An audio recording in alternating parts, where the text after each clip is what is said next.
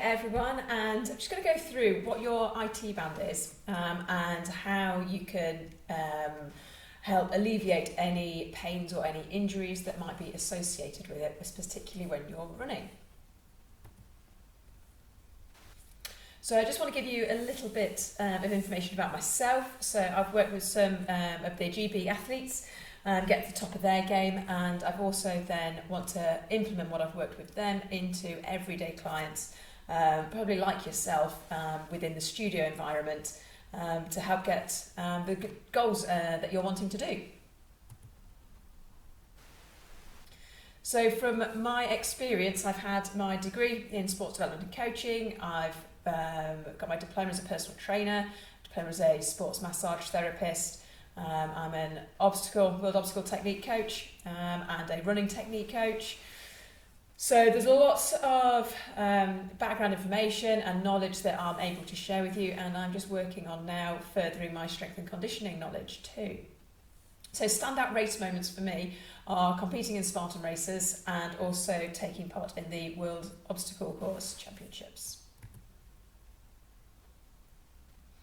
So some of the stuff within this presentation you may already know, you may already implement some of it. However, there's possibly some new bits that you'll be able to take on board, and if you're not sure on anything, have a think about why it is you've not been implementing it, because that's something else we want to be looking at. So what is your IT band? That is the first thing that we're going to be looking at. And it's the connective tissue that runs from your hip to your knee, so down the outside of your leg.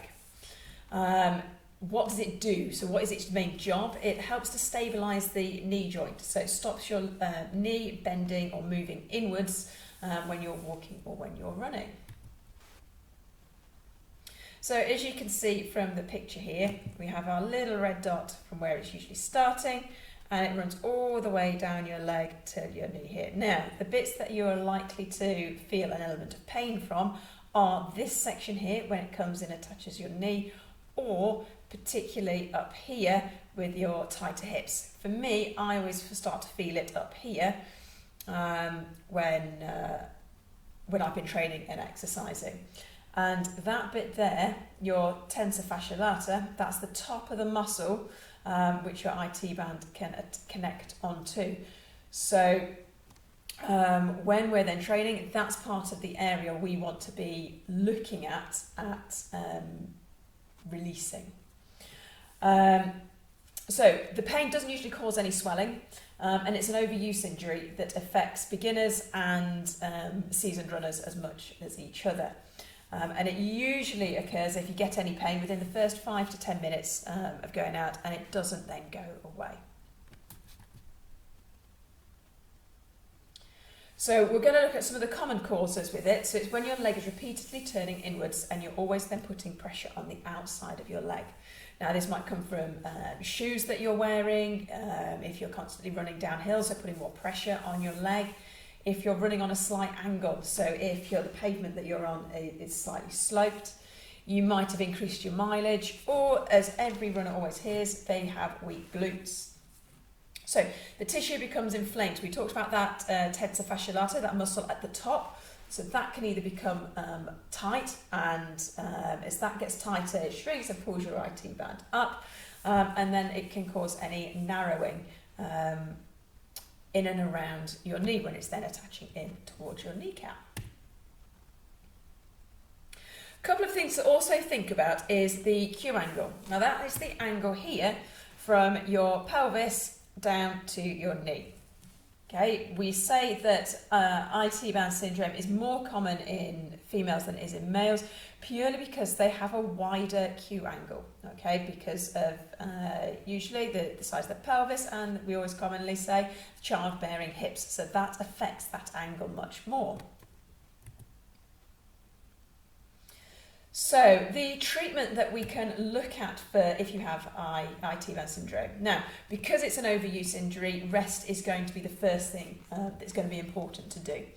You want to be getting the pressure off the outside of your leg.